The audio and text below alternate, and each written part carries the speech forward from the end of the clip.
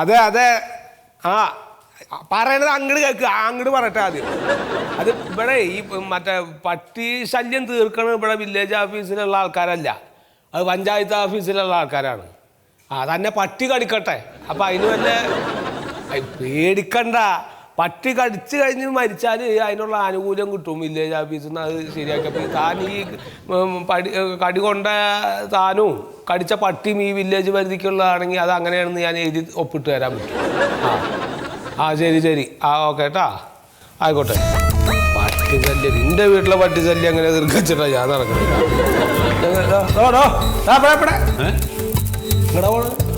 ഞങ്ങളെ സാറിന് കാണാം.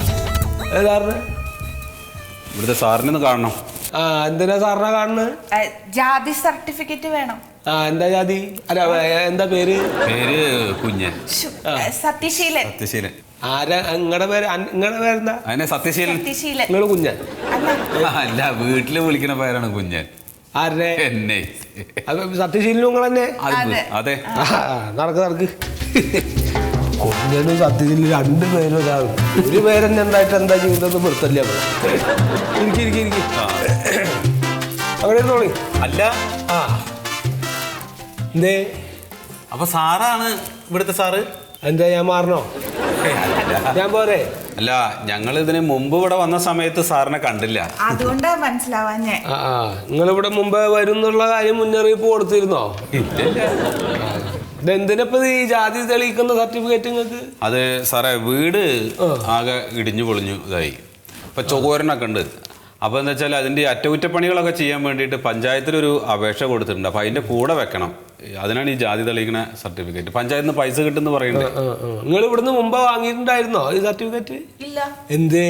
അല്ല, അങ്ങനെ സർട്ടിഫിക്കറ്റ് വാങ്ങിക്കേണ്ട ഒരു ആവശ്യം വന്നിട്ടില്ല. ഇപ്പൊ ഇതിനു മുമ്പ് ഈ പുതിയ വീട് എവിടെ വെച്ചേക്കണേ?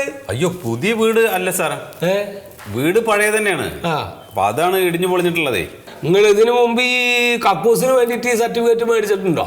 ഇല്ല. കുളിമുറിക്ക് വേണ്ടിട്ടോ? ഇല്ല. കിണറിന് വേണ്ടിട്ട്? ഇല്ല. അച്ഛനും അമ്മയും വേറെ ജാതിപ്പെട്ട ആൾക്കാരാണോ? അല്ല. ലോണിന് അപേക്ഷിച്ചിട്ടുണ്ടോ? ഇല്ല. നിങ്ങൾ ഈ ചോദിക്കണേനൊക്കെ ഇല്ല അല്ല ഇല്ല അല്ല എന്ന് മാത്രം പറയാതെ ഏതെങ്കിലും ഒന്നിനും ഉണ്ട് എന്ന് പറയും.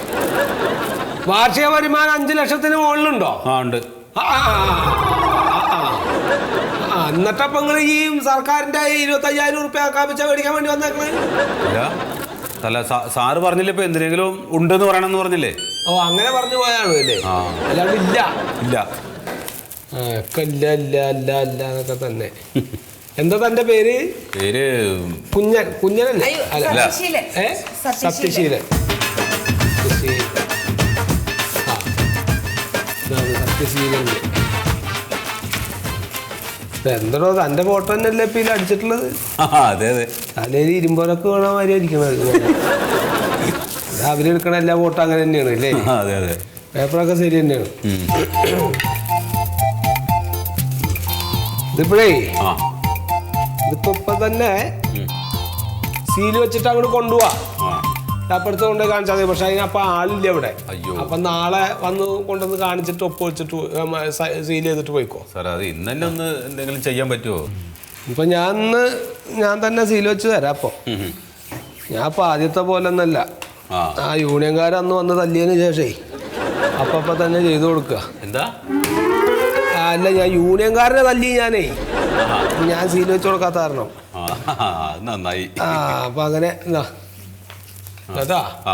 പിന്നെ ഒരു 50 റുപ്യ പോണ വഴിക്ക് അവിടെ ആ മേശമ്മ വെച്ചിട്ട് പോയിക്കോളാം. അവിടെ ആ മേശന്റെ മുകളിൽ ഞാൻ ഇനിയിപ്പോൾ അയാളുടെ 50 റുപ്യ ഞാൻ മേടിച്ചിട്ട് ഞാൻ കളഞ്ഞു എന്ന് പറയണ്ട. അയാളുടെ 50 റുപ്യ എന്താ പറഞ്ഞേ?